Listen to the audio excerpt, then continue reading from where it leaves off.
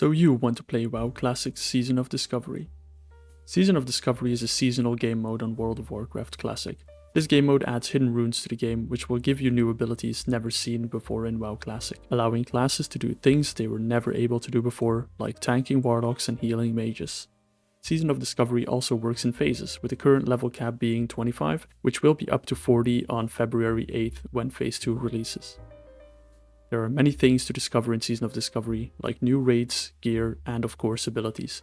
So come along with me as I will guide you through your first steps in the seasonal mode. Firstly, you may still have to install WoW Classic.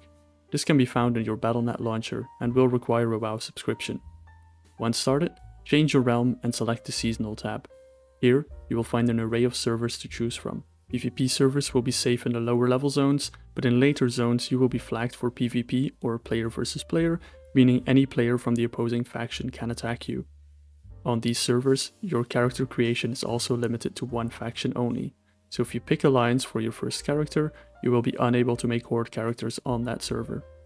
Normal and RP servers have PvP as an optional mode, where you can opt in and out at any time yourself. RP servers have more of a focus on role-playing, so if you would like to hang around in character, this may be the server for you. Next up, create your character by choosing a race and class combination to your liking. Note that not all races can be every class, so have a look through and see which combination suits you best. Alliance and Horde are the two factions, and you won't be able to group up with people from the opposing faction. So if you have any friends already playing, you may want to join their faction if you want to play with them. For classes, you will have 9 to choose from, with 2 being faction specific in the Shaman for Horde and the Alliance Paladin.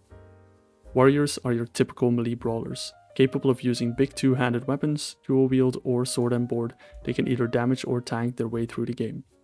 Rogues are the stealthy type, sneaking through the shadows, backstabbing their foes with poison daggers or swords, but not before picking everyone's pockets. And with Season of Discovery, they have been given the opportunity to shine as tanks as well, if that fits your niche. Priests are your standard healers, using the Holy Light and magical shields to protect their allies, although they are also capable of surrendering to the shadows with nasty damage over time effects and mental attacks. Mages control frost, fire, and arcane magic, capable of freezing and burning their enemies alive, with a unique option of healing in the seasonal mode thanks to their new runes. Warlocks can summon and control demons, and delve deep into their inner darkness to unleash their shadow and fiery wrath upon their enemies. In Season of Discovery, they can even transform into a demon and be on the front line tanking for their group members. Hunters scavenge around the wastelands, looking for beasts to tame who can fight by their sides. But make sure to keep them happy or they will run off, leaving you alone to fight your battles. With bow or gun in hand, they team up with their pet, and with runes that support them going up close and personal, they can flank their enemies with blows from their axes. The Druid is the most versatile class, as you can shapeshift to fulfill different needs in your group. Will you be the stealthy damager in cat form, or the tanky bear? Maybe you want to be a chicken spellcaster in Phase 2, or sit back and heal your allies. The Druid can do it all. Lastly are the faction-specific classes, with the Alliance-only Paladin being a warrior of Holy Light. Smiting their enemies with their Holy Wrath, they can be played as either a damage dealer or a tank, as the runes give you an actual taunt this time around, while also having a healing option with the Holy Specialization. The Horde-only Shaman utilizes totems to support their group, and surrenders to the elements to help buff their weapons, or unleash nasty spells upon their foes. With the runes supporting a tanking option and their affinity with water allowing them to heal, they are well versed in all playstyles. With your class and race picked, you are ready to hop into the game. This is the time to tell you that Classic WoW is an old game, one of those traditional RPGs, one where you need to read quests to figure out where to go, and with limited support from maps or other in-game options. If this is up your alley, by all means enjoy the game to its fullest, but if not, you may want to consider getting yourself a quest helping add-on like Questy. I will not go over how to install add-ons in this video, but I will link a helpful video in the description below that will guide you through that. Once logged in, look for that yellow quest marker and start questing. The quests will explain what to do, so find your way around and finish those quests. Got to read one of the quests, click this button or press L to open up the quest log. When working on your first few quests, you will soon realize that your abilities have a cost. While most classes use mana as a resource, rogues use energy and warriors use rage. Mana regenerates over time when not casting any spells, and can be regenerated out of combat by drinking a mana regenerating drink. These can be bought from your local inn, so try and stock up when you run low. Rage will regenerate when dealing and taking damage, while energy just regenerates over time at a steady rate. Quests and monsters give experience, so somewhere during your first quest, you should get level 2 after filling your experience bar. Handing in this quest should make more quests available to you and open up your first rune quest from your class trainer. While here, your class trainer can teach you new spells every even numbered level, so make sure to come back with coin every so often to learn new abilities. Back to that rune quest. As these are new to Season of Discovery, this first rune is handed to you quite easily via a quest, but later runes will be hidden and tricky to find. If you spot something odd or out of place in the open world, try to investigate and use some of your abilities, as this may lead you to discover some more runes. Not one for the exploration and thrill of discoveries, Wowhead has some nice guides on where to get all runes on their website, so have a look there if you want to know exactly where and how to get them. Find your first rune, and once obtained, you can go into your character panel here to find it. Look at which gear slot it is for and use it on that slot. Your new ability is now available for use. In Phase 1 there are 12 runes for each class, so be on the lookout to obtain them all. Around level 6 to 7, your quest should lead you close to one of the major cities, and it may be worth paying them a visit. Talk to a guard to get directions and have a look around town to see what it has to offer. You can go learn professions, for example, tradecraft skills which will allow you to craft weapons, gear, consumables or other nifty items. The main professions will limit you to 2 choices, and if you want to change one at a later stage you will lose all progress in the one you are replacing. Cooking, fishing and first aid can be learned aside from the 2 main ones and by everyone, so make sure to pick these up as well. The major city should also have your class trainer here, so have a look around or ask a guard to point you in their direction. If you see this icon on your map, you have found a flight master, and while not very useful on your first visit, this will allow you to quick travel later to other flight masters you will discover around the world. Each of the major cities has a weapon master which will teach you how to use different kinds of weapons, so make sure to keep an eye out for these as well. And lastly, there will be a bank where you can save keep some goodies and an auction house where you can post items for sale to other players or buy yourself some new goodies. Now go forth and venture.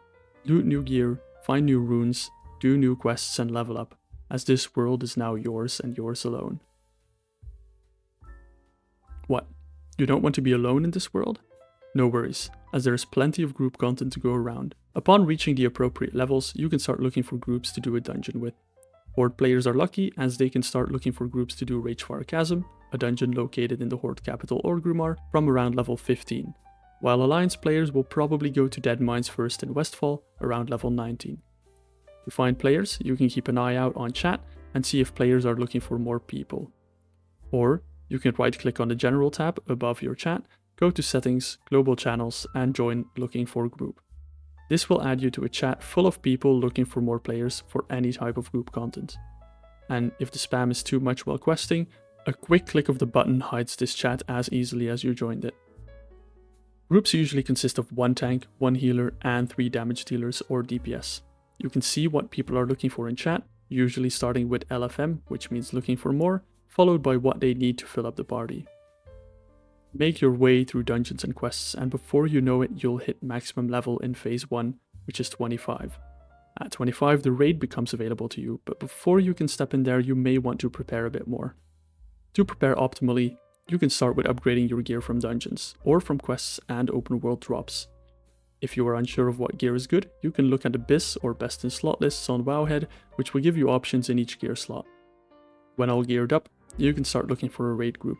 So delve into that looking for group chat and find yourself a group. You will see 2 common terms that pop up, being WB or world buffs and cons or consumables. The world buffs can be obtained by either going to Darnassus for Alliance and Thunderbluff for Horde, and just wait until someone hands in a raid specific quest item. On most servers, this happens every couple of minutes, so waiting should not take that long. If you want to store this buff just for raid, or you want to prevent losing it upon death, you can head over to a nearby reagent vendor and buy a Chrono Boon Displacer. Using this with a world buff active will store it through death and maintain its duration unless you use the boon again to release it. Consumables are items that make your character temporarily more powerful.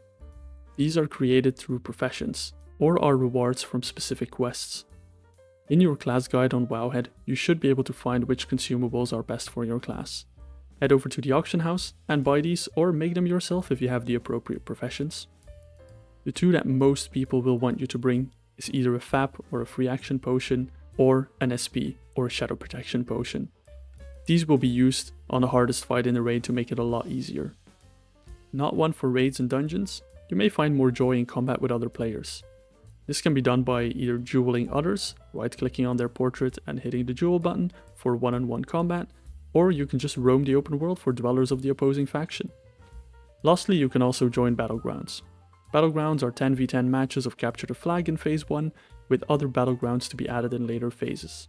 Join your faction in an epic Capture the Flag match and grow your reputation with your side of the faction war. Enough reputation and rank will allow you to buy some gear and items from your faction vendors. And last but not least, there is Ashenvale, where every so often both factions reach 100% and a giant battle starts across all of the zone. Team up with your faction and defeat the enemy captains displayed on the map, and then head to the headquarters to defeat the faction leader to claim victory for your entire faction. And with that, we have covered everything I wanted to cover for Season of Discovery, in a nutshell. Just enough for you to get going. Thank you very much for watching, and as always, if you have any questions or want to request any further guides, just let me know in the comments below. Bye bye.